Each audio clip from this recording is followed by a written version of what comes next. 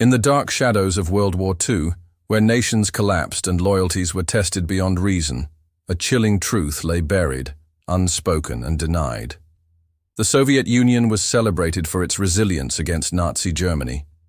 Yet beneath the surface, some Soviets chose not to stand with their motherland. They joined the enemy, not for ideology, not for glory, but for reasons far more human: fear, revenge, and the desperate urge to survive. This isn't the story of governments or battlefronts. It's the story of individuals, real people, Soviet citizens who made unthinkable choices under unbearable pressure. Among them was Andrey Vlasov, a decorated Red Army general. Once hailed as a hero during the defense of Moscow, his fate shifted dramatically in 1942. Captured by the Germans during the siege of Leningrad, Vlasov was thrown into a brutal POW camp. Starvation, death, disease, and abandonment surrounded him. But in the midst of despair, so did opportunity. The Nazis saw value in Vlasov, not just as a defector, but as a symbol of discontent within Stalin's ranks. They offered him command of a new force, the Russian Liberation Army, ROA, composed of Soviet prisoners of war. Thousands of Red Army soldiers, already condemned as traitors by Stalin simply for being captured, faced a hopeless future. For many of them, there was no return. Going back home meant execution. Joining the enemy wasn't betrayal in their minds, it was their only chance to stay alive. Another such man was Sergei Bunyachenko, a Red Army colonel who later joined the ROA. He wasn't a Nazi. He wasn't a fascist. He was a man shattered by what he'd seen, what he'd lost, and what he no longer believed in. These soldiers didn't fight for Hitler. They fought for the hope, however misguided, that they could free Russia from one tyranny, even if it meant cooperating with another. The irony was bitter. Their rebellion against Stalin led them straight into the service of a genocidal empire. The Nazis, in turn, used them not only for manpower, but for propaganda. Soviet defectors were given access to radio stations, where they broadcast messages in Russian urging Red Army troops to surrender. Leaflets fell from the sky, promising food, warmth, shelter, and even dignity. Some soldiers gave in, not because they lacked courage, but because they lacked everything else: hope, protection, belief in survival. When your own government calls you a traitor for being captured, what loyalty remains? In secret Nazi camps, Soviet defectors were trained and armed, turning them into tools of oppression in occupied areas. They hunted down partisans. They crushed rebellions. They burned villages suspected of hiding resistance fighters. In many cases, they became more brutal than their German commanders, desperate to prove their loyalty to their new masters, fully aware that there would be no forgiveness if they were ever caught by the Red Army. Vlasov's dream was not allegiance to Hitler. He imagined a Russia reborn, a new government that would rise in place of Stalin's dictatorship. He believed he could manipulate the Nazis, gain power, and eventually pivot to create an independent Russian state. But to the Germans, Vlasov was never more than a pawn, a useful traitor, a temporary tool.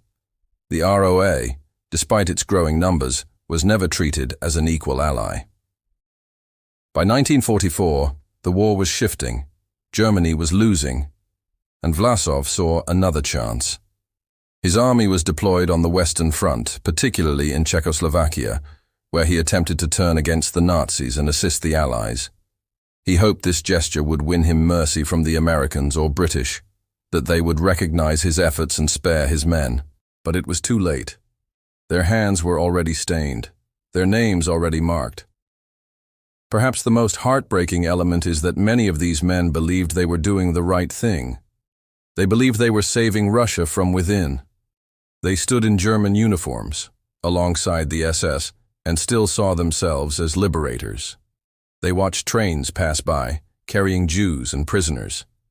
They guarded forests where entire villages were erased.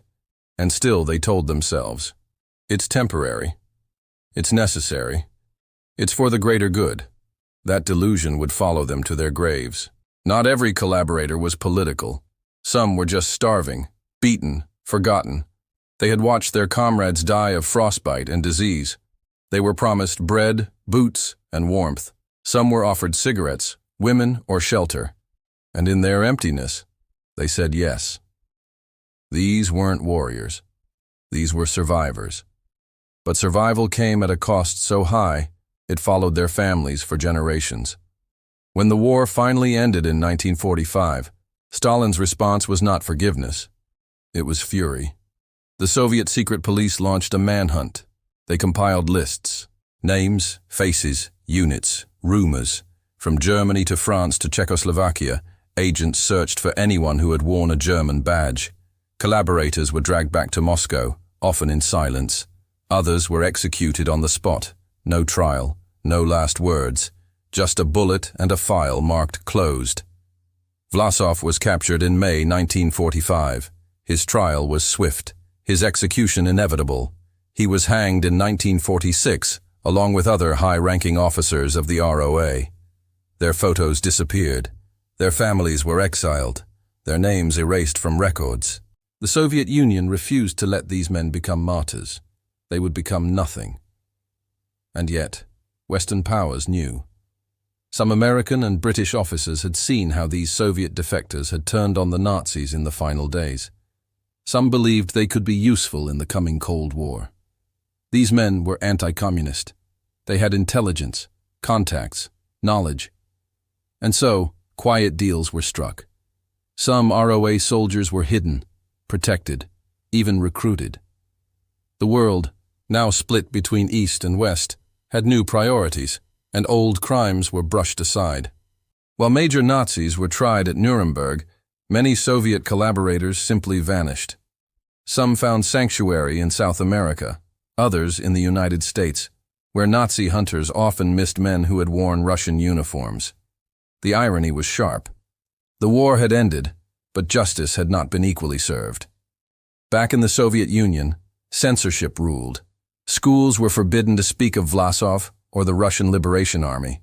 Films and books were purged. The official narrative was clear.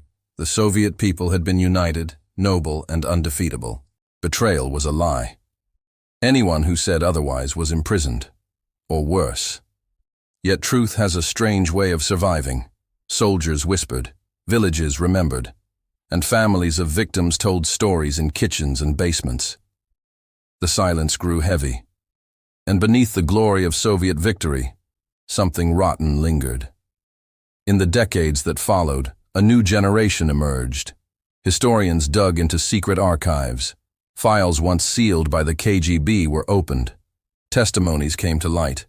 What emerged was not a simple story of traitors, but a complicated, painful history of human weakness.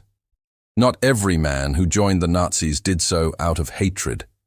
Some did it out of despair, others out of a belief that their homeland had abandoned them first. Today, in modern Russia, the story remains deeply sensitive.